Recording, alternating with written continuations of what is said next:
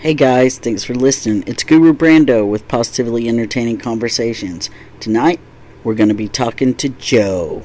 And Joe is a really cool guy. He is my spirit animal. And we're going to be talking about dads and drinking, excuses and rockets and rampages and mayhem. All this really cool stuff. Because Joe is a really cool guy. So join us right now. Shut up and sit down. Good evening, podcast listeners. Prepare to be positively entertained. The soda is cold. The popcorn is hot. The guests are regular folk with issues that are real. Listen to a conversation that will give you some spills, and we might get some thrills. Learn spiritual duality with the lippy hippie, the Texas tragedy, the mister who was a sister, the bearded charmer himself, the one, the only, Guru Brando. Hey Joe, what did you gain from your folks when you were a kid that you still use? Like what values did you bring forward into adulthood? For me, it had probably my dad's work ethic, because whenever my dad was working, always trying to teach me stuff, he basically thought that I wasn't really paying attention. Yeah. But actually I was. I lived that life. Now, and every time I go do something, if I do electric work or I build something or I do something around the house, I always smile up and I say to him, "You didn't think I was looking or paying attention, did you?" I said, "I'm doing it exactly the way that you taught me, and that's exactly what you did." Okay, it was his way mostly, right? Oh yes, 100%. So you can look at this stuff and be appreciative that that's what he taught you. Yes. Where did he learn to be so good at it? He was always good at working with his hands and memorizing the stuff that he did. Electric wise and stuff like that, back then it was books. That's exactly what Dad says. Encyclopedias for fun. Right. Then he'll go get electric books, plumbing books, everything, and sit there and read it. And then he would, that information would click with him better than it did me. But then when he was doing it, I was sitting there, he wouldn't really explain it to me what he was doing. You just watched. I just watched him. And everything I do now, because when Dad built something, he always overdid it. If it needed 4 screws, he put 10 screws. Wait, what was your dad's name? Joseph Charles. Okay. I was just hoping that you didn't say Fred Groves and that my dad was living a double life, because true story, that's like, somehow we've got to be related. It's just too weird that we're both kind of Hobbit-like, and our dads were just the same. It would be strange to find out if we were ever related, right? Yeah. Anyway, go ahead. My full name is Joseph Anton Hess, and I believe it was my great-great-grandfather was also named Joseph Anton Hess. He's the first Hess from Germany that got on the boat and came to America. That's really cool that you know that. Yep. And Wow. Joseph Anton Hess in my family, there is many of them. That's crazy. You're the first Hess I've ever met or ever heard, and I'm sure that I probably would have paid more attention had I known you first, Right. and then heard the name, Right. But I don't recall hearing that name And before. that's like but when you guys sit there and talk about, you stayed over in Germany, that's where we came from. Yeah. Was Germany. It'd always be neat to go to Germany one time. It'd be cool if we all did like a family vacation, like all of us to Germany. Oh shit. That would be epic. It'd be like the Griswolds go to Europe. Dude, how fun would that be? You have to admit. Could you see us? Because neither one of us drink. Right. In Germany, it's all drinking. Yeah. So we would be the sober Americans making fun of all of the drunk Americans. Well, are you German? No, I'm German. Yeah. Why aren't you drinking? Yeah. Yeah. It is tough. I'm not gonna lie, because that's where. Well, I mean, you watch them big old bears. Oh, yeah, You know, yeah. it's like. Oh yeah, I had Like many. the temptation to be like, And the problem is for me that I love the taste of it, the Belgian beer, and just the wheat beers I like, and so I love German beer. And when we were there, I was trying really hard at the time to keep my alcoholism in check. I knew I drank, Right. but I wasn't an alcoholic. Right. I just drank. Well, and here we had kids, and here my spouse was always deployed and stuff like that. And so it was creeping on, and I didn't realize how far it was creeping until we were in Germany, and I couldn't put it down. But in Germany, it was cheaper to have beer than water.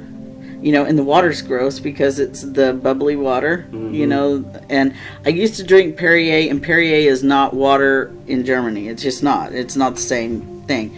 So I drank a lot of beer, and it was my preference, and it was cheaper than soda. And I can see that when we moved back, I then at that point had a drinking problem. I could see that.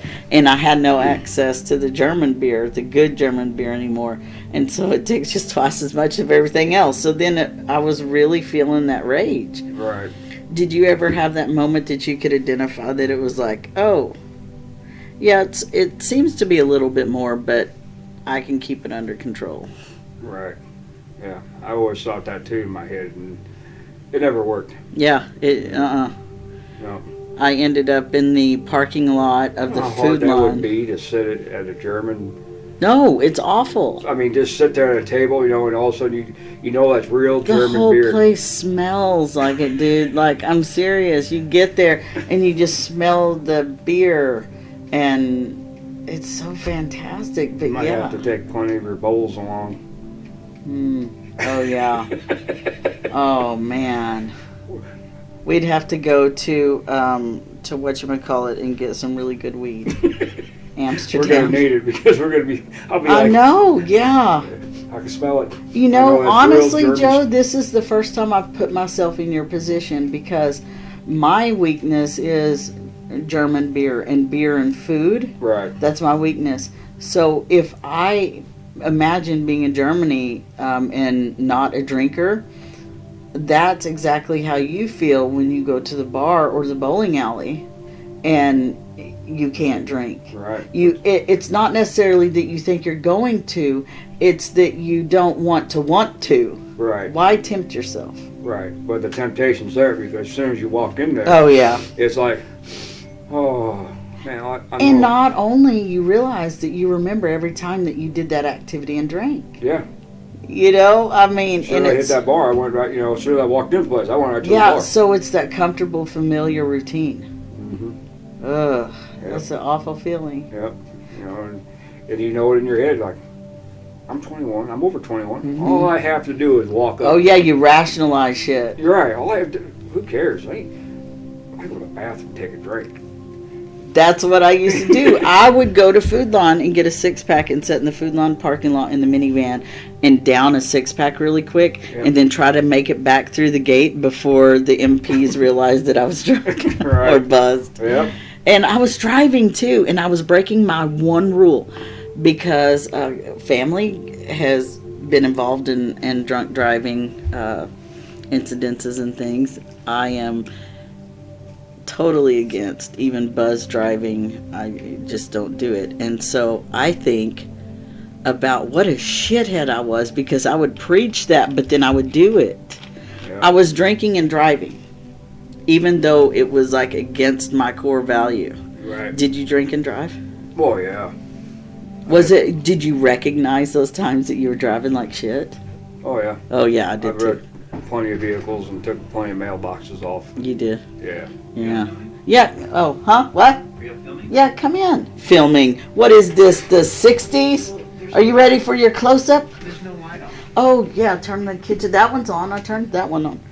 Well, I didn't want to You know, disturb you and guys because I'm not going to be able to stay tonight. On my last DUI, which was my third one, that kind of gave me a wake-up call. I had to go to court. Yeah, because that's the third strike rule, right? Was well, that back, there? Well, back No? in the day, it really wasn't. But the Yeah. Highland area wanted me locked up. Yeah. So My court date was... God, I'm in cahoots with the troublemaker of the town. Oh, I'm so excited now. Anyway, go ahead. So then, my court date was coming up, and my attorney called me because I was actually facing jail time. And he called me up and said, well, we have a problem. I said, what's the problem? He said, well, you're facing jail time. And I said, okay, what's the other problem? The judge. What's wrong with the judge? She was the president of damn it, I forgot the name of it. Mad Mothers Against Drunk Driving? She was the president of that organization. Mm-hmm. Oh, so you needed to be an example at this point. That she was going to put me as an example. Yeah, that's what I'm saying. Yeah, you needed to be, in her mind. Yep. Yeah. Yep. Wow. Oh, yeah. She said, we're in trouble. I said, well, you got to do everything in your power to get that judge switched. And luckily he got it switched somehow. I don't know. I don't care. The grace of God, because you deserved a second chance. He called me back up. Said, It's literally because you said, I've had my wake-up call. I'm so freaking sorry. That's why. Yeah. It is. Yeah. Go ahead. And then that's what I told him. And he called me back and said, well, we got it switched to another date, and it says with a different judge. Thank God. Because he told me, he said, you walk in that courtroom and she's there, I can't do nothing. And he was a good, high-paid attorney. Right. And my hands are tied. She goes, she's going to nail you, and I can't save you. And he actually just told me, too, he said, you might as well just kick me to the curb and just walk in by yourself. Wow. Yeah. That's scary. Oh, yeah. So where was your heart at that moment? I think it fell out. Yeah. At your knees, at least. Yeah. Yep. I was like, holy crap. And where was Karen and all this? We weren't together yet. Oh, This is thank back when I goodness. was 18, 19. Oh, wow. So this goes way back. Your history goes way back to when? When did you first start drinking and getting in trouble? 15. Then? 15? Yep. And when I had my license, then that's really when I started picking up because of all the DUIs and traffic. So you were just really rebellious. Oh, yeah. I was bad. Do you have any idea why? I mean, did Just- you... Some people have a reason. It was just me out having fun. I just didn't know when to slow down and say no. Do you think that any of your friendships had anything to do with it? And really think about it. Did you grow into friends that had the same type habits? In other words, were you part of a clique? I was probably... A clique of misfits? Exactly. So what drew you to those misfits? What drew y'all together? What was the common theme? Drinking. Well, where did that come from? Why did y'all band together to drink? What made y'all misfits to begin with? I think it was one of the friends that knew a friend that provided or could get the alcohol. Okay, so when y'all first became friends, you were friends with these people. Why? Were they cool kids? Were they just trouble? You identified them as, oh, they're people that I can use to get my habit taken care of. It was more of doing basically like doing the stupid shit and trying not to get in trouble. You were trying to pick out people that you could run with that weren't narcs. Right. Yeah. You are seriously my brother, dude. I think we're separated at birth. Look for scars, man. I'm telling you, there's a scar somewhere. So I did exactly the same thing. Mine, though, started, my mom was a heavy drinker, and she would give us a taste. So mine started about 9. I knew I had developed a taste because I remember smelling hers and wanting to drink it as if I had just smelled a cold soda open or some hot coffee. Right. I smelled it and I was like, oh, my taste buds started to tingle and my mouth watered. I knew I was seeking that flavor. What I didn't know was my body was telling me I wanted that flavor because it got me inebriated, because your body becomes dependent. Right. Unlike other substances that you can crave, but you don't become dependent on. Sometimes you can crave like sour gummy worms, but you're not really dependent on them. Right. But you might eat them all the time. Would your body become dependent on it? Yes, because it's sugar. And that's what your body's wanting. It's not wanting the worm, it's wanting the sugar. It's got sweet tooth. Right, you got your sweet tooth and your body reacts chemically to that. So we use alcohol, sugar, nicotine, tobacco, all that stuff to self-soothe. You know, our destructive type habits are to self-soothe. I did not know what I was self-soothing at the time. I just knew this made me feel good and I liked it. I didn't realize what I was trying to do was feel loneliness. That's where mine came from. So I can assume that your group of misfits probably got together out of loneliness. You were probably all kind of loners, and when you saw each other as loners, you're like, oh, there's a loner I can be alone with. Right. Yeah. You know? That makes sense. And you're still a loner. Yep. Yeah, do you think that that's because it was reinforced that around people you act up? That's what it was for me. Yeah, I think so. Yeah, because whenever I feel like I'm acting up too much, like I feel kind of chaotic and maybe I'm getting into trouble, Right. I immediately withdraw from everybody. Because I feel toxic. I feel Right. like I'm going to cause trouble. Do you feel that way? Yeah. I've never met anybody else so much like me. And I'm serious. I don't know if that's good or bad, Joe, at this I think point. it's bad. I do too. I'm pretty certain right now we're breaking a lot of laws. just Or we're being about ready to. Yeah, exactly. Either it's going to happen or it has happened. So whenever you were with all these friends or with a friend and you didn't feel so lonely, when you weren't with them, did you want to be with them or did you just want to be with anyone? No, I wanted to be with the group. Yeah. Yeah. It's so they became your family. It wasn't just friends at that point. Right, it's basically like a brother bond. Yeah, because when you start to crave a person, it's a dependency. And the only people that people are actually dependent on is family, and it's when we're kids. Right. You know, we knew that, you know, we hung around, we did stupid shit. You know, one of us got caught, you know, we're not going to narc on you. Yeah. Don't be. You know. As we're talking about it. Yeah. You know, and so we can all go out and do stupid crap. You know, one of us or two of us get caught, you know, if we're one of the lucky ones that didn't get caught, we're not really going to sweat it because we know that nothing's going to happen to us. Did it ever occur to you once that those friends were not actual friends? Because they're not. I mean, Right. if you truly look at it, a friend would narc you out. Right. That's like I can tell you right now, my friend Mandy, she'd narc me out in 2 seconds. And that's why I hold myself accountable to her. So if I have a secret or if I know I'm doing something shady, I immediately tell her because I know if it's too heavy for me, she'll narc. Right. You know, so she's my safety, she's my net. And I know that Karen's probably that for you. Yep. Because I know that y'all are pretty open. Y'all don't really keep secrets. Right. I keep a shit ton of secrets from Beth. I do. But I have I have OCD. And so in my OCD, there's a lot of shame. Mm-hmm. And so it's the OCD shame that I hide from her. That's what I mean by secrets. I don't want people thinking that like I'm sexting other people. Right. I only sext Joe.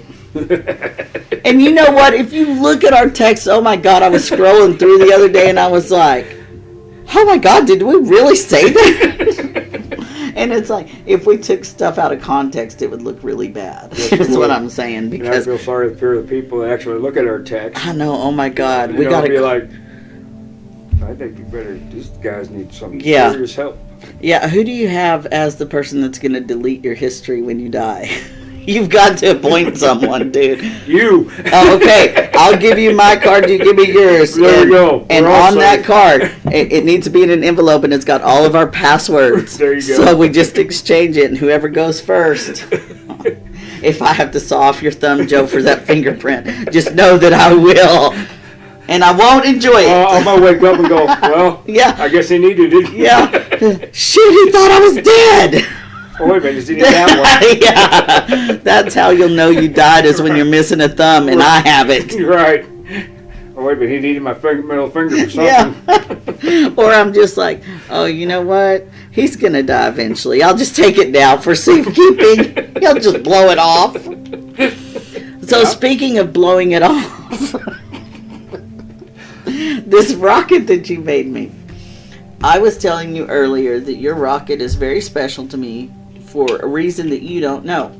And that reason is because my entire childhood, since we're speaking of childhood, was spent watching, just like every child watches, your friend gets to do this and you don't get to do that. You do that as a kid all the time. My friends got to go swimming and I didn't get to go swimming. I had to work or whatever.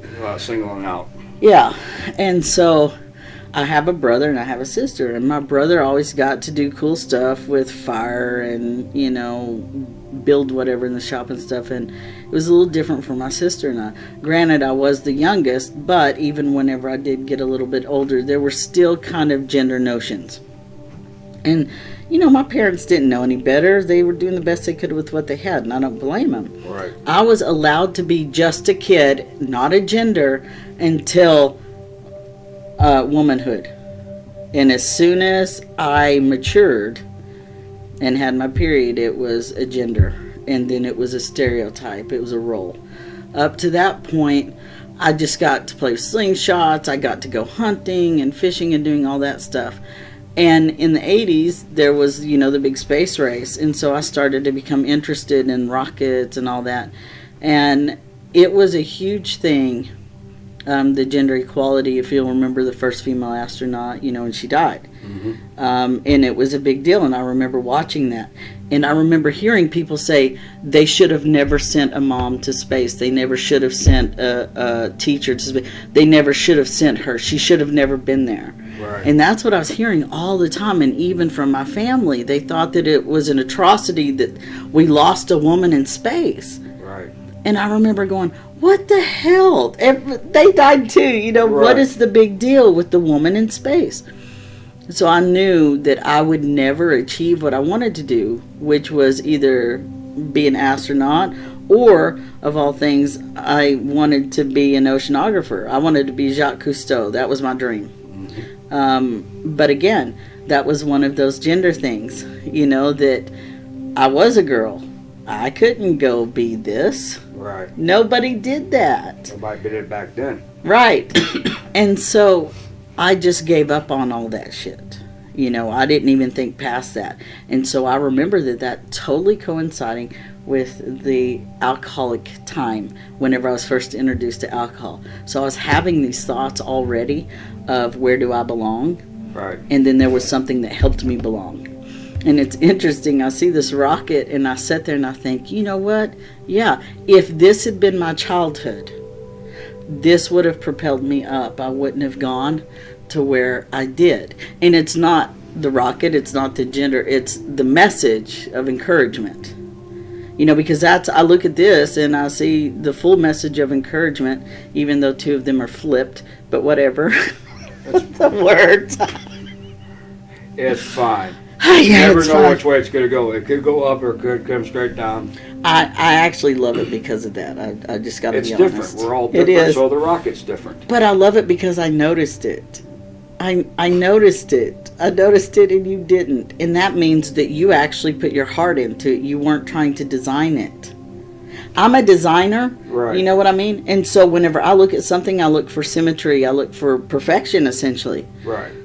So that's how I would have done it. I love the fact that you didn't because it meant that you did it from your heart. Right. You weren't looking for a project to design. So looking at that. The more the project of design would have been the paint scheme. And yeah, that's what blew me away. And even Beth, she looked at it and she's like, oh, that's so cool how you did the paint.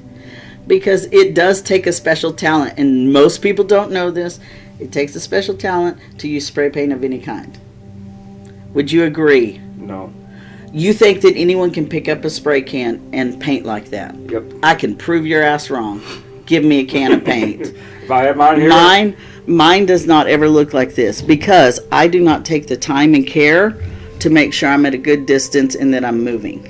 So no, you can tell me All you all have to do day is read long. the directions. The directions stay 8 to 12 inches away from your project. And there we go. So you stay 8 to 12 inches and you just keep spraying. At this point, I'm already done. That's my point.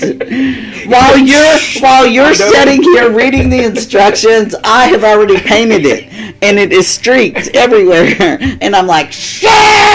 And so I get more paint, and then I keep spraying it. I am not a painter. I'm not good with that sort of thing. I am artistic, but not with paint, and spray paint especially. I can use an airbrush, and it is not spray paint, and don't even lie and say it is. It is spray paint. Spray paint is not, from a can, is not the same as using an airbrush. Well, that's correct, but it's the same. It's the same. It's the same. What do you want to call it? Medium. Yeah, it's the same. Well, it's the same. You got sort of air thing. Yeah. that's blowing the paint, or you have aerosol. Oh, but it's a different technique altogether. No. I can. Yes. Oh, we'll have the spray paint challenge, and Yeah, I'll we show you should. how dumb with spray paint I am. I mean, it's ridiculous. If you can use an airbrush, you Uh-huh. can use a paint can. No, that's not true. That's not fact, Joe. It's not fact. That's my fact. That's your fact. That's because And you're I'm sticking to talented. Well, that's because you're talented, and that's what I mean. You truly are talented, and I don't want to take away from that, because it does take, first of all, dedication to even give a shit. I mean, Right. you know, Well, that's you how all follow my through. projects are. Anything I do, I put. Do you always follow through? Do you Yes. start something and always finish it? Yes. Do you think you have OCD? Be honest. I don't think so, because everything should be done the correct way. I just, you can hurry up and do something, slap it together, it's going to work. So you're just cautious and particular. Yeah. I just choked myself. No, babe. Yeah, I'm cautious on how I build all my stuff. Everything that I do has to come out to Your expectation. correct. But your expectation's always high. And Oh, that's why your stuff is good. They're That's what I extremely mean. Oh, it was scary. Okay, so we paused for a minute, and I don't remember what we were talking about, but sort of paint and stuff like that, and I was talking about how really cool it is. And that it meant a lot, because not only did you make it intentionally thinking of me, but it also was symbolic of my race to manhood. And it's a rocket. And rockets are badass, dude. Like, seriously. And we're going to make one, though, that we can actually launch. Correct. And then we'll do that on the podcast, too. Yep. Like, we'll edit it in. And keep that one as a display, and I'm going to hang it from the ceiling here. make another one, and we can go out and fly it together. That is so exciting. The coolest part was the parachute. I won't make you dig it out and stuff like that. Yeah. But yeah, that was pretty cool, because, Beth was actually a paratrooper. Really? Yeah, she actually went to jump school and all that stuff. And Wow. so, yeah, that's kind of why her knee is as shitty as it is. Oh, yeah, that makes sense.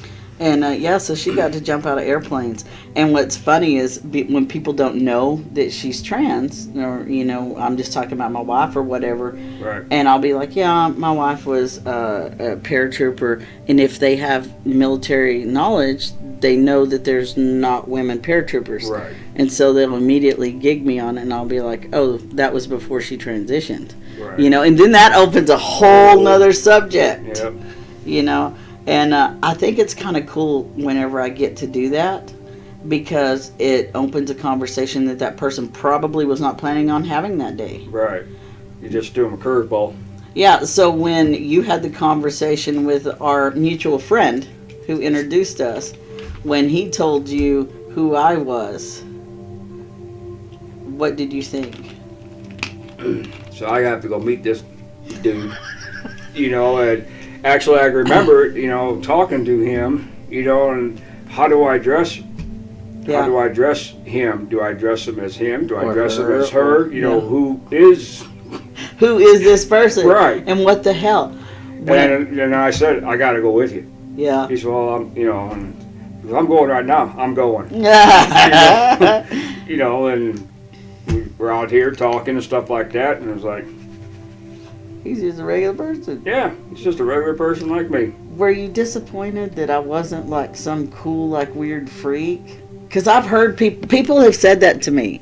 People that I have met will go, huh, and I'll say, what? And they'll say, I don't know, I just feel a little disappointed. And I was like, why? Well, because you're not like draped in a robe, or you don't have like. You're just yourself.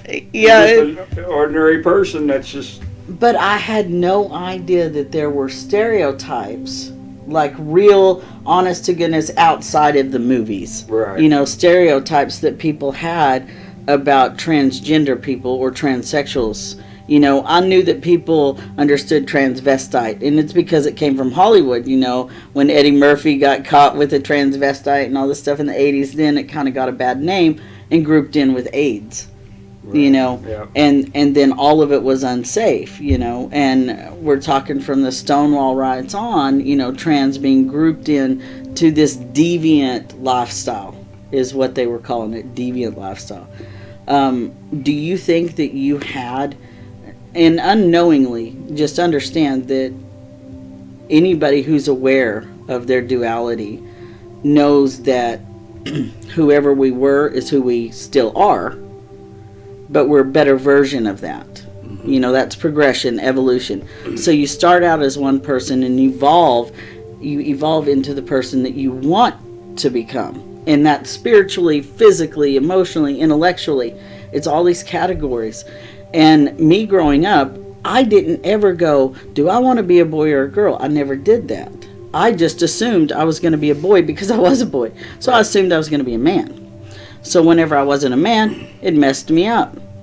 I did not think, though, on the other side. I've been sitting here preaching to everyone about how I discovered, you know, everyone asks, how did you know you were trans? Well, I knew I was trans because I was told I was trans. That's how I knew, because up to that point, I just thought that I was an anomaly. Right. I thought that I was a boy with girl parts. Right. But I didn't even consider them girl parts. I was a boy with different boy parts. And that's where the disconnect was, because I did not identify my parts as female. They were just different boy parts. They were broken boy parts. But then when broken boy parts never became any better, I decided to take it on myself and try to fix it. And that involved the stitch kit and all kinds of stuff, and it was unpleasant. And that was at 9. You know, and at 9 years old? At 9 years old, I thought that I could fix my broken parts. And so, coming out of that, when I see kids like Oliver's 9, my youngest, and I look at him, I don't ever look at him and ask him, I don't say, do you feel like a boy? Do you feel like a girl? Who would do that? So I have to look at my parents and go, there's no way I could ever blame them for not hearing what I was saying, because what I was saying is, I'm not this, I'm not that, I'm not a girl, I'm not this, I'm, you know, not a daughter, I'm not any of these things you want me to be, but I never actually told them what I was. And then it was later on, then I realized the word for what that was trans. And I could not say that word up until I was 34 years old. I could not say the word transgender or transsexual until I was 34. When did it become a thing for you? When did you know what it was? And not really like all of it, but what was your first idea of what trans was? Or transsexuals more, you know, people who are transitioning? I would say it was probably, for me, it'd probably been like junior high. Okay. And you're old as shit, so... Right. Junior high was what year?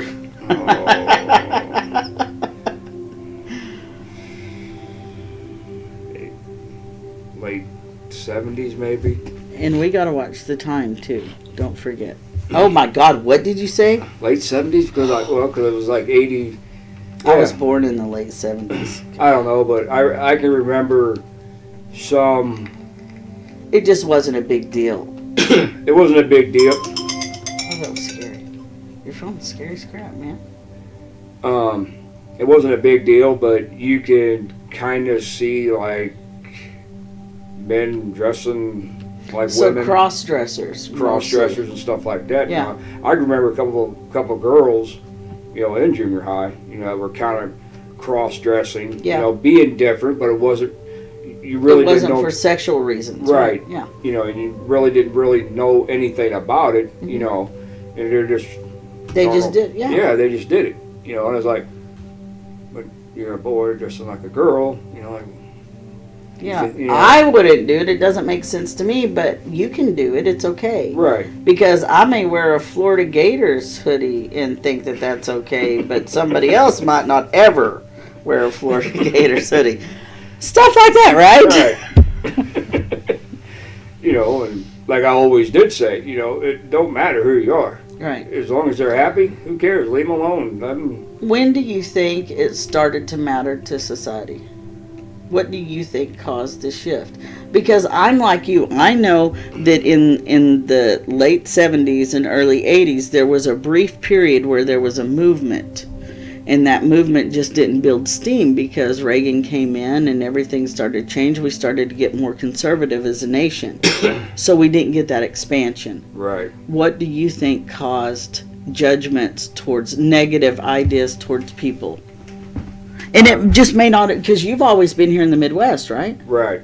So it just may not have developed here. I don't think it has, you know, but over time, you know, I could say maybe it was around somewhat a little bit in the 80s, Yeah. but I don't think, you know, it was, people really didn't pay attention to it as much as now, you know, because now it's all We have media outlets now. right, it's Yeah. all over the news. Oh my God, she's trans, she's Yeah. she's this, she's that, you know, oh my God, the world's going in. You know what's funny? Even trans people are sick of hearing about it. Oh, I don't And blame nobody knows that. That's the thing. Everybody thinks that that trans advocates and allies and all this, you know, are just totally in it all the time. But that's the reason Beth and I did not move into what we lovingly refer to as the gayborhood. Right. We did not move into an LGBT community. And we didn't because we're exhausted. Right. Because we came straight out of a battle in Texas. And that was, you know, years in the making.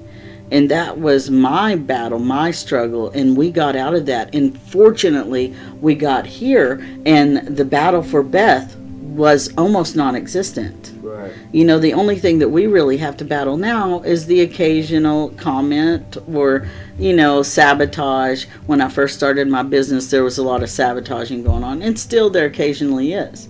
Because there's people in Highland that don't like trans people, and that's their right. Right. But when their right is stepping on, you know, somebody else's, it's not okay. And you never have stepped on anything. Even whenever you feel like you might be offensive, to me it's not offensive. But Right. that's because I'm aware that people have different ideas.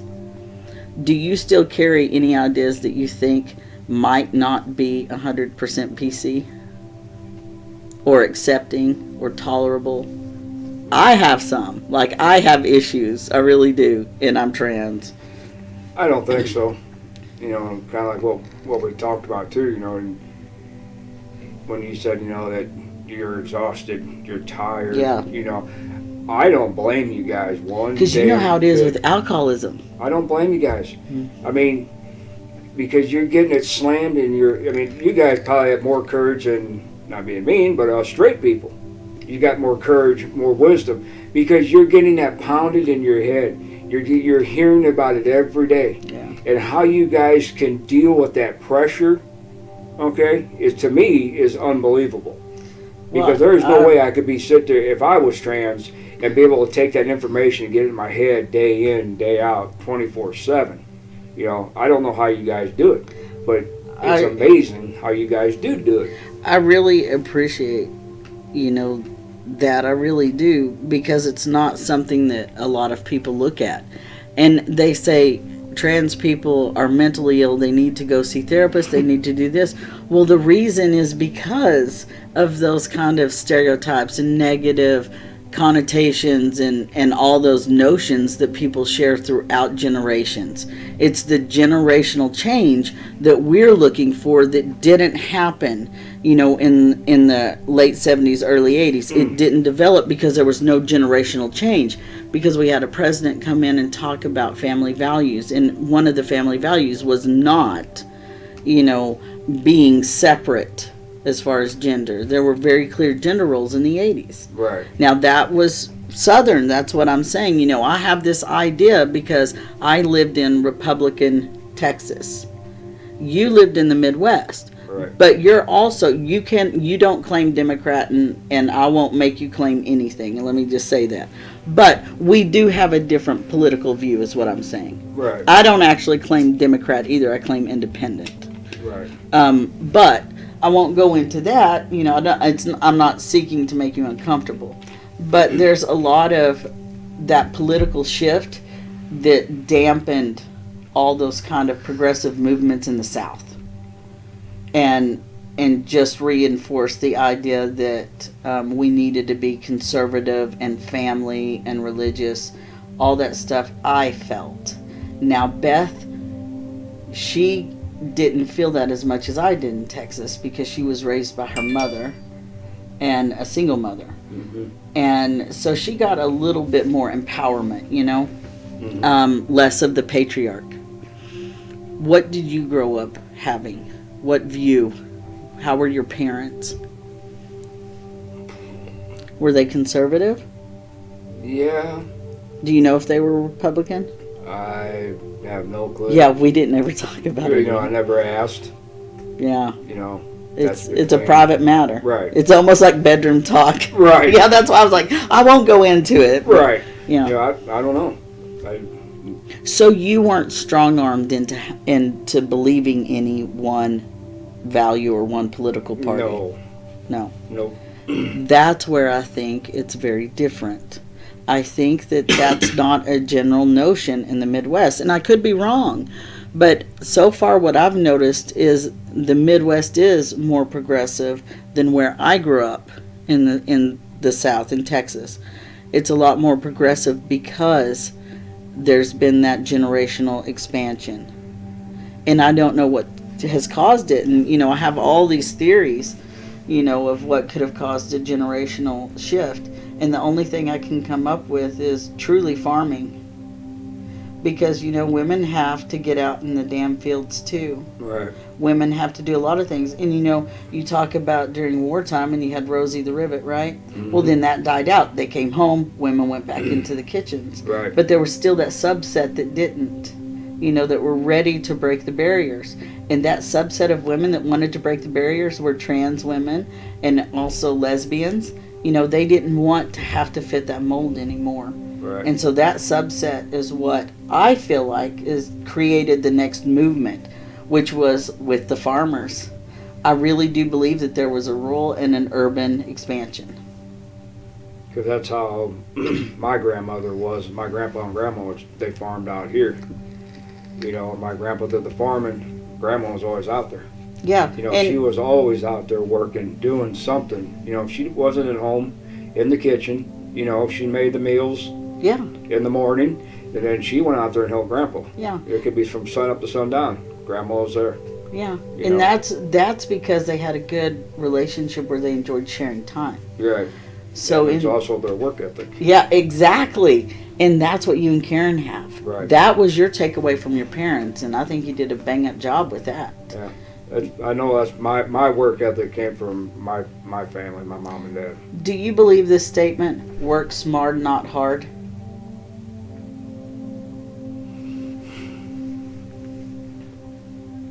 Yeah. I can remember my dad saying that. Do you know what that means? Work smart, not hard. Yeah, I do, but It means that if you're working smart, you're knowing your limits. So you're working smart with what you know.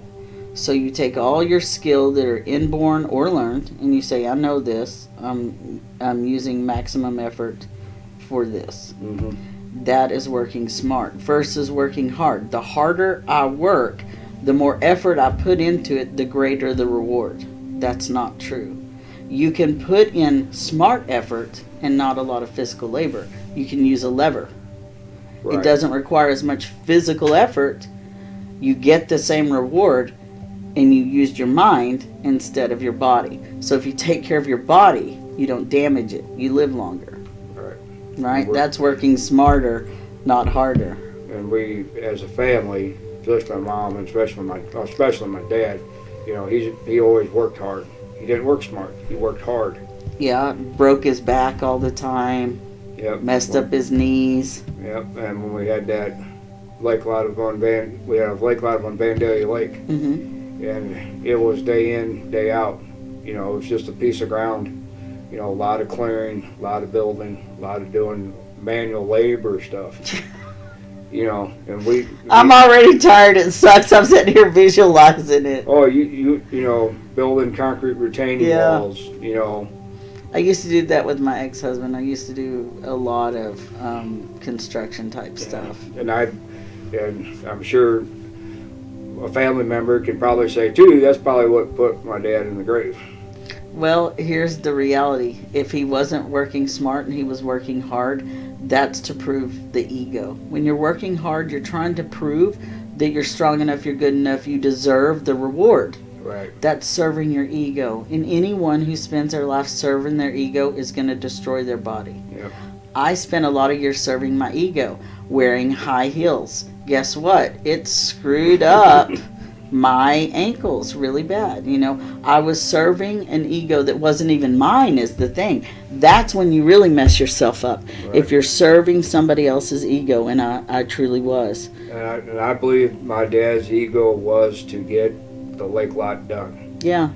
And he knew that. That's why he worked his ass off, well, we all did, to help him accomplish that.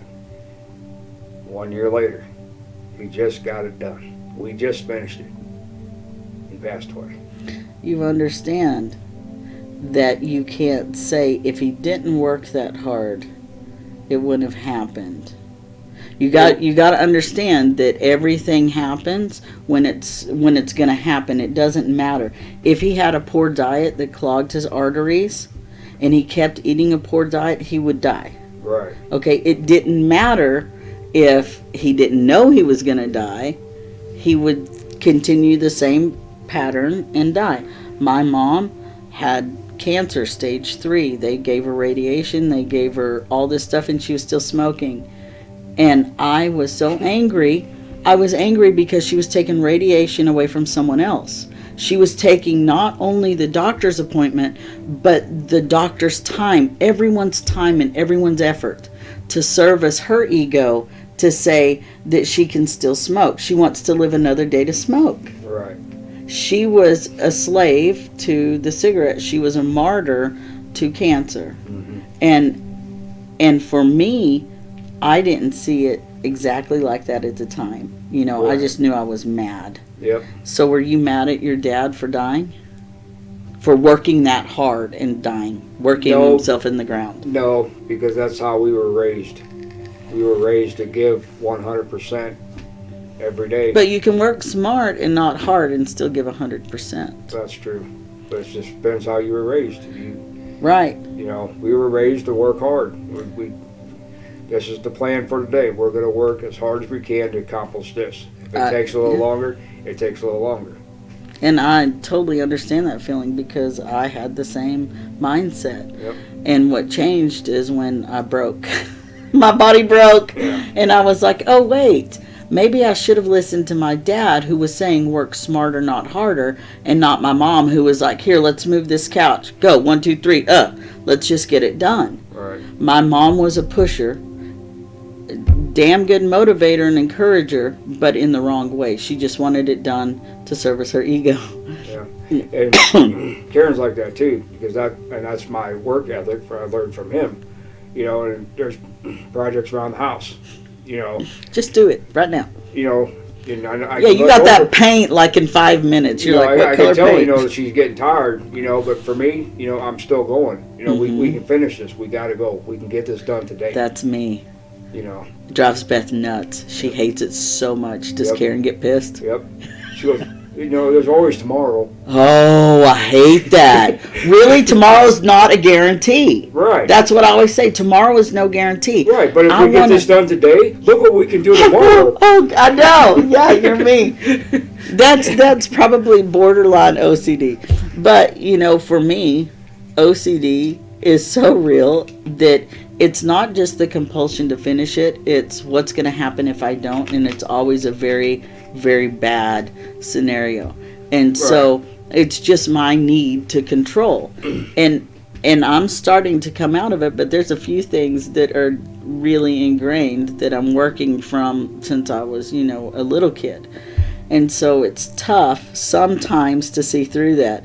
And one of those things that's hard to see through is whenever I'm scheduling clients, or even whenever I'm scheduling you, and I have everybody scheduled and everything looks great, and then one person calls and says, "Oh, can I switch?"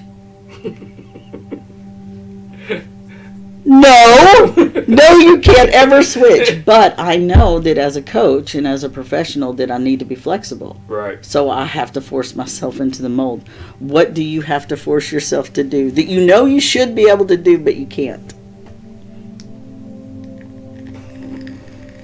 Don't lie, I'll just ask Karen or Emily. Yeah, I would ask them.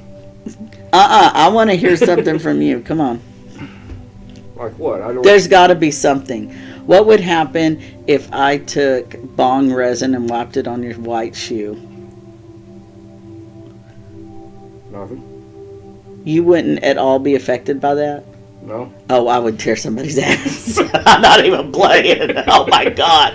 Because if bong water touches anything, it's ruined. It's like cat pee. Right. You have to just instantly throw it away. Yeah. It would mean nothing to you? No. So see, you don't service your ego. And I bet that changed when you quit drinking, because I bet before you were servicing your ego, which is why you were drinking. Because you were trying to be better, smarter, faster, harder, whatever. You're always trying to achieve whenever you're young. 15 is that time, Right. where you're trying to prove your manhood. And you're a smaller guy. Right. You're trying to prove your manhood in a world where there's hard workers. And was your dad a big guy or was he little? Yeah, he's a medium-sized guy. What is medium? 5'9"? Yeah, about 5'9", maybe. See, to me, that's tall as shit. 220, 240. But he was built. Right. Okay. So he was a big guy, by all accounts, a big guy. Yeah. Actually, he was in the Army Reserves. See, there you go. He was a staff sergeant. And was your mom, I guess, then small? Yes, mom's very small. So you take after mom. So do I. Yeah, My mom was like 4'11". Yeah, my mom's probably about 5 foot, 5'1". Yeah. I am 5'2". How tall are you? I didn't know they stack shit that high. I knew you were going to say that. That was my brother's favorite thing to say, too. So, jerk. You stole my line. God. Anyway. But, so you had to prove something all the time. Yep. Do you think that that's probably part of the reason why you did go to alcohol? Because it made you a Superman? Because that's what it does. You drink and all of a sudden you can talk to people. You can do things that you couldn't do before. It was probably more talking to people. Yeah. Than anything else. You are a scary guy to talk to. I know. I keep telling you, but you keep on inviting me over, you keep on messaging me, and I know. I have to admit, I love getting your messages in the morning when I don't see him the night before, because then, like, for a brief second, I'm like, oh my God, he's up as early as I am. I get to talk to him. And then I hit it, and it says, like, 5 or 6 the night before, and I'm like, oh, he's not up at 3. I'm an early bird. I know, yeah. 3:30, 4 o'clock, I'm up. That's me. I got up at 4 Especially this if I'm morning. out working or something like that, my back and stuff, I can't sleep. So why do we do that, though? You said you're back, because I say the same thing. After laying still for so long, I can't do it anymore. I have to get up. My body says, if you stay like this, I'm just going to hurt worse. Yep. And so that makes me move. You see that I'm always, but it does it. It kind of puts me in check. It's that body memory, Yep. the muscle memory. Yep. So if we were able to stop and think about the most relaxed we were, would that stop? Like, could you sit there and think, okay, in my life, this is the most relaxed I've ever been, and you revisit that moment, would you relax your body here now? Is that something that you're capable of doing? No. It took me so many years to practice that, of mindful meditation, basically is what it is, where you can literally recreate the feeling in your body that you had before. It's sort of like tantric sex. That's basically how that I don't think it works. would go back that far. That's what I used to say, believe it or not. I would say, yeah, I was comfortable when I was a baby probably, but I don't remember ever not feeling like this. Mm-hmm. And that's why it was so hard for me to do what I just talked about. And so that's probably the reason it's hard for you to do it too. Right. Are you being pinged? We got to wrap up too, huh? Because I know you have to go, don't you? What time do you have to go? I know you kicked me out. Oh, good. Okay. Then we can just record forever. 2:30. I got Big Karen about 2:45. Okay. Don't forget, because I love Karen. I like her more than you. That's good. You're supposed to be intimidated by that. God, I'm sick of guys not being jealous of me. I'm sick of guys not thinking that I could What do you still... think I'm gonna do? Piss you off? I'm gonna get my ass kicked by one person and I'm gonna get bitch slapped and punched at the same time. Okay. Oh, damn it. I was hoping you wouldn't say it because I can't keep it together, Joe. I can't keep it together with that. If that would ever happen to me, I would just have to tuck my tail and walk away because I don't know what happened. Oh, my God. Who kicked your butt? I couldn't even tell you. If it was either a man or a woman. Stop, Joe. I gotta keep it together. I can't do what I did yesterday, man. Okay. Stop it. Stop. Trans jokes are funny, okay? A lot of people don't think trans jokes are funny. I think trans jokes are funny. And I think they're funny because I'm married to a trans woman, which is even funnier because, just like you, okay, on a daily basis, do you sit there and go, oh, it's funny because other straight white men do this. You don't ever, but when you do, it's that rare gem where like somebody calls you a cracker or something, and you laugh at it because you're like, that is a stupid word to call somebody, but I get it, you know, it comes from like, slave crackers. That's you like know? the potato. If you peel it, it's still going to be less white. Okay, so all right, since you brought it up, we got to talk about this whole Mr. Potato Head thing because I can't. All right, so, I'm still thinking about the joke. All right, and so this whole Mr. Potato We're Head, all on crack. yeah, seriously, people are gonna think that we're just drunk. Like, we're not drunk, no alcohol. Okay. Just Pepsi. And Diet Coke. Okay. Oh my God, do you see that? That's our difference right there. Well, You're Pepsi, I'm Coke. Well, I don't need to be on a diet. I know. It sucks. I'm actually addicted to the diet flavor now. Really? Now, even if I could, because I started drinking it when I was diabetic. And I started drinking that stuff when I was diabetic. And I tried drinking regular once in a while. And it just tastes awful. I can't handle that taste anymore. So I crave diet. It's so stupid. Okay, And so I we could talk do about need Mr. to be on a Potato diet. Okay. I think that a potato is a potato. Right. I believe that a potato is a potato. I don't personify potatoes. So I wasn't a big advocate of Mr. Potato Head to begin with. But the fact that his name was Mr., in my mind, was just saying that he was a person. It wasn't Right. saying he was a man. Right. So when you said Mr., Mr. was a human, I But guess. why are they changing it? Because there was a Mr. Potato Head. Because some and straight, and because there's a Mrs. Potato Head. There's two because some versions. straight white guy in a corporation somewhere said we should, a PR guy. He was like this. He went to the advertising department and he said, we need to be politically correct and we need to bring Mr. Potato Head back because we're not making any sales. I'm a small business and I understand sales and I understand retail. I get this. That's exactly what happened. They're using, and this is why I can't stand it, when a company uses trans, gay, any black, any kind of movement to help sell their shit, it makes me furious. And that's what I see happening. They're jumping on the bandwagon because they have gender specific stuff. Guess what? You can still have gender specific stuff. It's a potato. So guess what the boy's going to do? Oh, I'm a mister, and I was a sister. Right. And this boy can wear a girl hat. As long as you're saying we need to just have one thing with all the parts, you're saying that there's something wrong with having male and female. Right. There's nothing wrong with having binary people. Right. I'm trans and I identify as male. I identify as trans when I need to identify as trans medically because I still have female parts. So if I have female parts and I'm in a car accident, I don't want the person to run up on me and go, oh my God, where's his penis? That could happen. It has happened. We'll just go by. I'll go by Mr. Potato Head. On the next session, me and you will put one together. I'll have to get Oh my God. I'll have to get a potato peeler. Oh my God. Okay, because Mr. Potato Head used to just be a potato.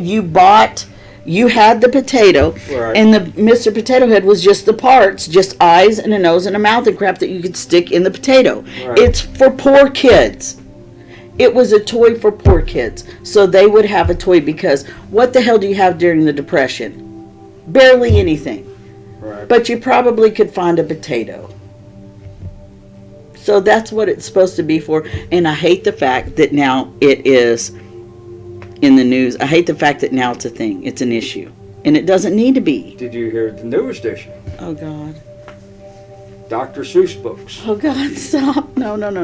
What about Dr. Seuss Books? They're Because gonna today's his birthday. Yeah, they're going to stop making some of the books. They're not going to publish some. They're going to stop publishing some of the books because it's too racist.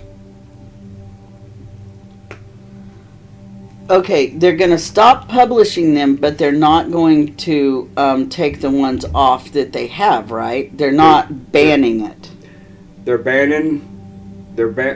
I got it posted. Okay, I'll have to look.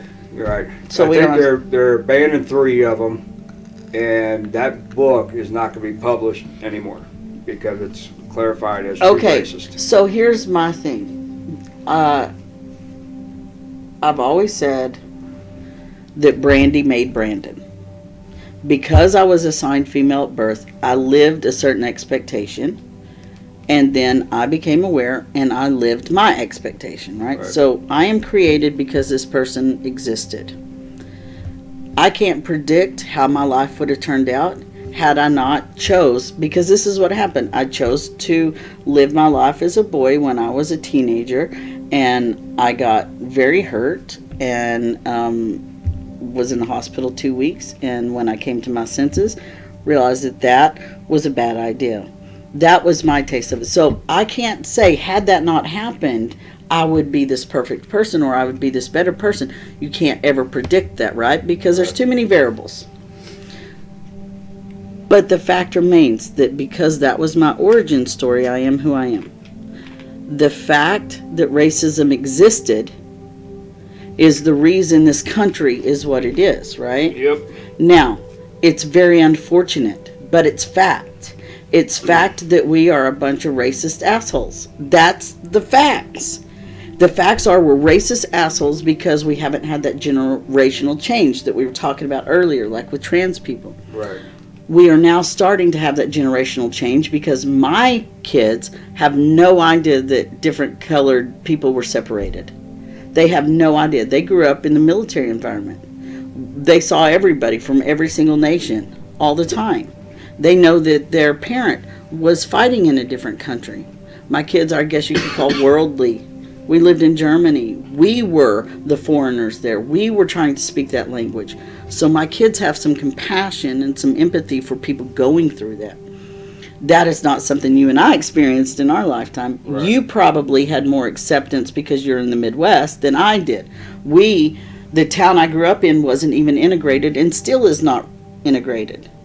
Okay, and I grew up there and then moved to a metropolitan area. I moved to Dallas-Fort Worth area.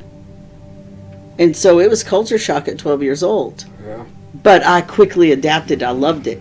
But you know, it goes into that thing that I was talking about earlier about your friends. How did you become friends with them? You know, you pick a clique and you go.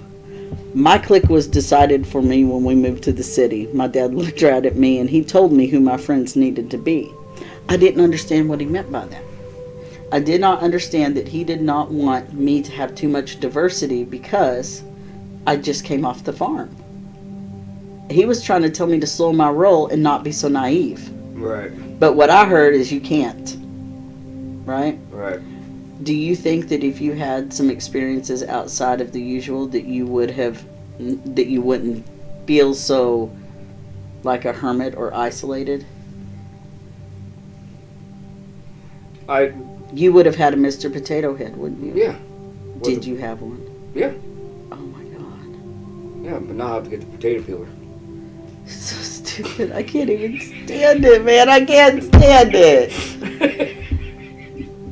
Don't you feel like they're just trying to relaunch their toy? Would it not be a great opportunity to relaunch your toy? And because now they get to have 3. I think they're using it, the big shot is using it as an excuse to make more damn money. Exactly, that's what I'm saying. Right. They're simply using it to market. And people are so dumb, we're talking about it. And right, but it's just it's one thing after another, it's after another, after another. But you know what? Good for them for being all-inclusive. That's what I can say. But guess what? It's a potato. You were all-inclusive to begin with. Right. You could literally just take this potato out of the Mr. Potato Head box and go, Mr. Potato Head, and then take the other one out and go, Mr. Potato Head, even though they come in separate boxes, Mr. Potato Head and Mrs. Potato Head. Didn't they have a baby? Oh my God, they did Spud, didn't they? Or was that just on the movie? Oh, I thought they had a little baby. Oh my God, now we have to find out. That's going to be some research. If they do, I want to know all about it. I thought they did. I vaguely remember. But, you know, you're old, so you would know much more than I would. You're very wise, or as we say, long in the tooth. Wise as an old owl? I wouldn't go that far, Joe. Okay. An old owl at least knows how many licks it takes to get to the chocolatey center of a Tootsie Roll Pop. You don't know that. I would have to ask my wife. See? That's why you're not as wise as an old owl. What's up with the hoodie? Why are you wearing that hoodie? What is up with you in Florida? My favorite football team. Why? That's what what is up with that means. Because my 2 favorite colors, orange and blue. You are basing the team that you like off your colors. Yes. Oh God. This is why I love you, Joe. Right there. That. Because I was always an NFL fan. Okay. Okay. And my team, you could hardly ever watch on TV. Okay. So it was one Saturday. I'm a big football fan. I was like, well, I'm gonna start watching college. I don't know who the heck to watch. You know, so I just started flipping through the channels. Look what's on. You know, then I seen football team, orange and blue, Florida Gators. I'm gonna watch you this way now, so I can look at them too. You know, and I said, it's orange and blue, Florida Gators. There we go. And I've been a football fan since. You realize that that's a really weird thing, right? To like something like that because of the colors. For me, no. For you, yes. You know why I'm trying to bait you into that? Why?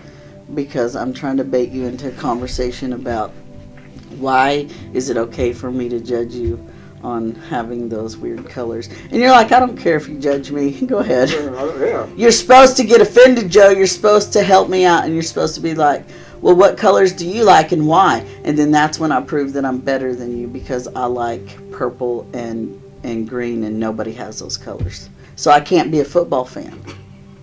See? That's my justification. I can't be a football fan, guys, because my colors are not part of anything. You didn't know I didn't like football, huh? It's not that I don't like it. I don't like it now. I do like football. I like the strategy involved, and I do love to see them succeed. I like to see the challenge being met. Or you just like to see them get tapped on the butt. I don't. See, that's the part that's weird for me. I've got to admit. Okay, you know you have those guys that are like real homophobes. Right. And they don't want any other guy touching them, and they don't want this or that. I'm almost a queer homophobe.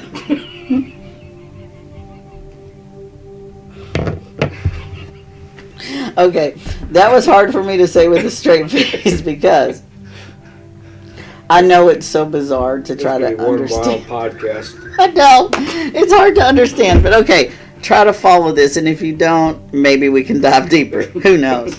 Okay, so whenever I see like sports, like men's sports, and they're wearing uniforms, like the football uniforms, and there's not a lot left to the imagination. Okay. Well, we'll just say wrestling. That's a big one. That's what she said. That's what she said. Okay, so like wrestling, Top or bottom. I do like watching wrestling. I don't like wrestling, but I do like college wrestling, right? So I like watching that. I'm talking WWE. I know what you're talking, and They come out in a nice little tights. Stop it. That's what I'm saying. That I have problems with that, and I have problems with football, and occasionally I have trouble with baseball. Only because whenever I'm watching it as I'm trying to watch it as a spectator of a sport. Right. And it's very distracting.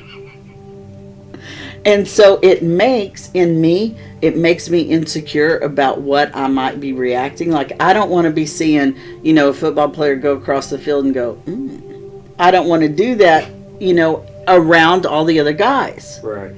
You know what I'm saying? Yeah. So it's uncomfortable for me to try and behave in a sports atmosphere around other men because I don't behave. It's Well, almost... you wouldn't do good at a swimming meet. But it's not just men. Like, I'm not only attracted to Right. men.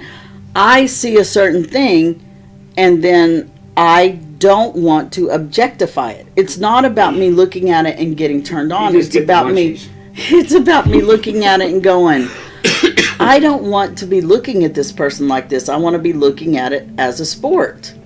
Right. And but then you can't focus on that part. Right, and that's where I know that I can't do that.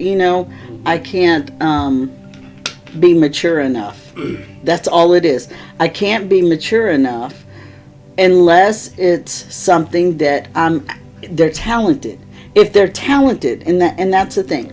If I'm watching a team that's talented, I'm invested in the sport. If I'm watching a team come out and prance around, I'm watching a team come out and prance around. And it's very difficult for me to be part of the sport around other guys. If I see some guys prance around on the field, I'm going to call it out. I'm going to be like, oh, they look like the last drag show I went to. Well, then you wouldn't like horse racing. I love horse racing. You know why? Because Because the jock gets to ride the horse. yeah, because he's only this tall. It's like, that's my people. That's my village. We're all horse racers.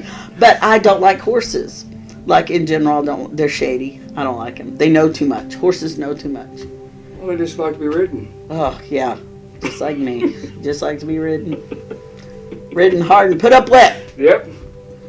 That's the way you roll. That's the facts of life. And I got all that shit on the farm. And that's why I think I'm so smart. I think I'm smart because I grew up in nature. That's what I mean, because we look to nature for natural cycles. And I was blessed with a dad who knows all that stuff. Like, he's a farmer, an electrician, a plumber, just like your dad. Right. So when you learned this stuff from your dad, did you ever feel like he expected you to learn it? No. I just... Because he didn't really explain it to you. You just watched him. I just watched him because he knew that... How would I say that? He knew that I probably wouldn't be interested in the things that he was interested in, but I was. I really didn't ask. So it was all his assumptions. Yeah. And My dad assumed that I wanted to know everything, so he explained it constantly, and I just wanted to do it. Yeah. So I was that person that was just wanting to do it. yeah, I asked him, I might ask him questions and stuff, but most of the time, I was, it basically was just like I was just there to help him. I wasn't there Yep. to learn what he Right, was yeah, doing. yeah. Uh-huh. So then he wouldn't have to sit there and explain it to me. Yeah. But all through the years, I just watched him. I watched what he did. That's why you're so good at it, though, because you watched on your level. He allowed you to learn on your level. My dad taught lesson every single thing in life, even when we went on a trip. If there was a historical marker, we would pull over and we would read the historical marker and we'd talk about it. Mm-hmm. And this was before Google, so Dad was Google, Right. and it was Wouldn't be able to read the road maps like a queen and a king. that was you bust out that map. The smell of a map to this day says vacation. Yep. I mean, and our kids have no idea. Isn't that sad? We need to put them in a vehicle. Here's your road map. And Bye. but wasn't it great though? Whenever you finally got the map skull in the book, and you didn't have to fold the map anymore. Yeah. Was that not the greatest thing in the world? That was the greatest invention. I know. I bought every single one. And that's the problem. We always got the maps, and Dad was always say, "You better fold that exactly the way it was." And you open it up. Are you serious? Yeah, Which and way you is it? can't possibly because it folds both ways. Right. How do you figure this out? No, don't put that crease in there. Yeah. It's like folding a towel. If you fold it down the center first and then do it, you have to do it that way every time. So That's what she said. It is what she said. So you better have a process to begin with and know it. Right. And nobody learns the process before they open the map. Right. Did you know there's maps that have instructions on them? Oh no, fold them back. No. It's for people like us. And I'm sure that there's a life hack to it. I'm sure that there's something that you can remind yourself if you know that the top corner goes here or whatever. Right. But I'm not invested enough because I don't give a shit. Right. And I was always one that I just wanted to go and see, and wherever I ended up, I did. Right. Were you like that? Yep. And that's the kind of vacation. I mean, me and Carrie were planning on taking. We plan on going to North Dakota, South Dakota. Yeah, and just go where it leads you. Just follow that one main highway, whatever it was, and that would make that one constant road trip. Yeah. One constant circle. That would be cool. Yeah, just get on that highway and just keep following the highway. I like driving though. Do you like driving? I don't mind it. I like to drive. That's what she said. But I like my turbo. That's the thing. That's what I like. Yeah. But I also like to drive a pickup. I'm just dangerous in a pickup, much like my dad, who drives that big blue tank out there. So if you see it in town, be aware that he is 79 years old driving a big ass Ford, and he's got insurance. He don't care. He's gonna run your ass over one way or Like seriously, he bless his heart. That's what I have to say. Bless his heart. Yeah. He's a good guy, and he can do absolutely anything that a young man can, except for drive. Maybe it is because he drives like a young man. He doesn't drive like an old man. Right. That's the problem. If he was a little more cautious, Right. a little more aware that there's other people on the road and that there's stop signs and such. I think all old people get that way. Yep. So your dad, though, he died early. How old was he? He's around in the 60s. 65, 66. Well, that's not too young. It's young enough. Not too young, no. Middle-aged. There we go. Yeah, he died the same age my mom did. Yeah. So, she was a little bit older, I think. I can't even remember now. I think she's just a couple of years younger than my dad. But, she was late 60s, early 70s maybe, one of those. But, you got to have a lot of time with him is the point. Yes. And that's a huge blessing because Yeah. a lot of the times, especially when we hear other people talking about how they still have their parent, it makes us feel a certain way. I know that sometimes when people talk about how they have this great relationship, they're best friends with their mom, blah, blah, blah, I get a little bit jealous because I never had that. Right. And then I know I'm never going to have that. And so it makes me feel a certain way. Did you ever get that feeling? A little bit. Like when I talk about my dad, do you think about it must be nice? And I know you don't mean it mean. Right. Well, I think about it, but the way I think about it, I had my time, and people talk, and say that is like, just realize how special it is. At least you have that person yet, compared. And that's why, like, every single day, even when he drives me crazy, I tell him I love him, and I really do find a way to appreciate him even when I'm, like, really pissed off, because old people make you angry. Old Right. people make me angry. Not all old people, but, like, the super old. Right. Like my dad. The ones who aren't so tech savvy. Yeah. It does. It frustrates me, but then I remember that I'm also that person to my kids. So how much does Emily bitch at you about being old, about being a boomer? My kids say it all the time. Would you say you're a pretty trendy parent, or are your kids old-fashioned? And be honest. I think I'm, as a parent? Yeah. Well, as a societal member, but yeah, as a parent. Are you a trendy parent, or are you a boomer? How do you view yourself? You're saying like a boomer. What do you mean? The conservative parent, the kids call boomer from that generation. Basically, it'd be like my dad's generation, where you have these traditional notions and such.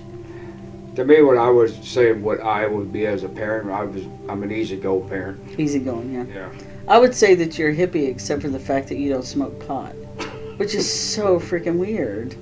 It's weird that you're like this naturally. It's like, I have an excuse, dude. I have an excuse. I'm like this because I smoke pot. And a lot of it. But you don't have that excuse.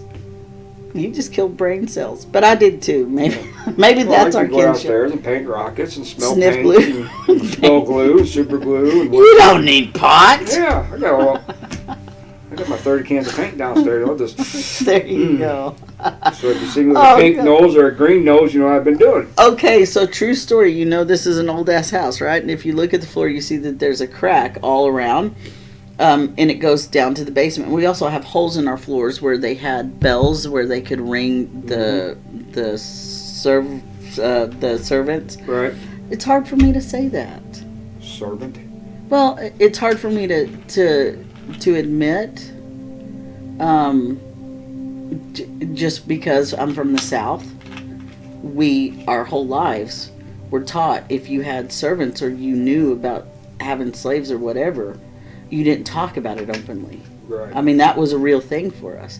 And so it's even hard for me now in the Midwest, in this house, just to talk about how the people in this house had servants. Right. It's a weird thing for me. Yep. So just to think about it. So anyway, we have these holes in the floor. Well, Dad, his mad scientist self, in the lab downstairs, his wood shop, he'll be painting, and as soon as he just sprays it, I can't hear it, but I instantly smell it, because it's coming up through here. And there was one day I was sitting here at the desk, and I was getting a little bit lightheaded, and I was like, what is that smell? And I didn't smell it the whole time. Like, all of a sudden, because I was just invested in work, and I wasn't paying attention to my surroundings. And so I stood up, and I went and I got a drink, and I walked out of the room, and then I came back in, and I was like, oh my God, it smells like paint in here. Like, bad. And so I opened the back door and everything, and Dad came up, and of course he had his mask and everything on, and Right. he'd been painting, but he had to tell me he had been painting, and I was like, I know, Dad, I smelled it. Got me a little tipsy up here. Well, that's like with me painting rock and stuff. I do it downstairs, in our crafter. Yeah, Only thing your crafter was so cool. And what I use is a range hood, just like above your oven, Oh yeah, and I vent it out to the outside. So my booth is built around that, so when I'm spraying, it's getting sucked out. Yeah. You can still smell some of the fumes, No, I know what but you it's mean. not as bad. I could just sit down there all day.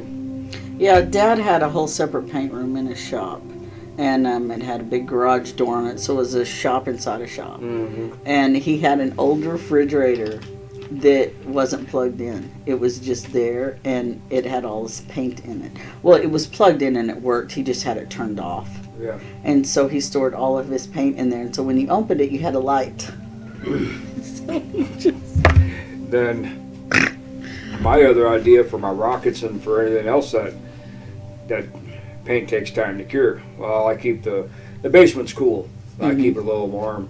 But to be able to dry them, I took an old size refrigerator, gutted it out, and put a 60-watt light bulb inside. There you go. And it keeps it a nice 65, 70 degrees in there. Yeah. And I set that rocket in there for a couple hours. Gets nice and warm. I burn it out. It's nice and dry. We got to tell Dad about that because he has, struggle with the paint, but he has big stuff. And so he's, he needs to figure out a solution. We're using half of the cavern right now for my gardening. And so the other half, he could by all accounts use because we already have a vent, So if he wanted to paint big stuff, he could do it down there, but he'd have to take it down the stairs, and it's just easier to come out this way and paint it outside unless the weather's crappy. Right. But here in the Midwest, it's hardly ever dry. I swear to God. I'm just glad I don't live in Washington. Like, I couldn't do, rain all the time. I just couldn't do it. Yeah, it's like during wintertime when I do my rockets, my models. I can't take it outside because it's cold. I'll just turn on the refrigerator, let that warm up for a half hour, open it up, it's 67 degrees in there. That's So really I just stick it in there for a couple hours and let it dry. You are a smart guy. I need to take lessons. Don't take too many, you might get yourself in trouble. I'm hoping I do, because speaking of, my dad is working with Lucas to make a catapult for all the walnuts that we have. My dad wants to make a big catapult, and then for the JCs or something, have it downtown and let them catapult for, competitions. Like, see who can get it, like, the highest or the farthest, and have different, of course, settings and stuff for different age groups. Right. And I'm sitting here going, you're 79, Dad. I appreciate the fact that you want to build this thing with my child, but you're 79, and some of the rules that you live by don't apply now. They just don't. You cannot give a 12-year-old a catapult. Yep. You can't. The rules and regulations. I mean, it's like let's look into this a little bit better. Oh, what? Do you need to go? Pretty soon. All right. Got 2:42. Oh my God. Okay. So Joe, thank you for coming. Thank You're you welcome. for talking. Oh, see, you're like Alex. You shithead. Just like Alex. You try to steal my line again. That's so wrong. No, I said you're welcome. I know. Say thank you. It doesn't matter. It's my line. You No. took it. You're It's gonna have to words. do. You're gonna have to do a new intro, and I'm writing it for you. Okay. And so we'll have that on here too. I really do appreciate you coming. I hope that you got some fun out of it. Oh, it's always fun coming over here. It better be. So come over more often. I'll think about it. You can start just being the co-host. It can be us and then people. We have to have Emily and Karen on next. Yep. Okay. So next show, let's all of us get together and talk smack. All right. Oh, that'd be it. You think this was interesting? Well, I love knowing about or learning about y'all. Yeah. So it's nice. Thank you for coming. Thank you.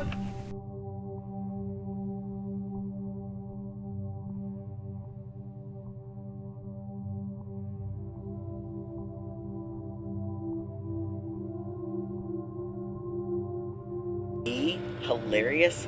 Whatever do you mean? Ladies and gentlemen, have you ever met a transgender person?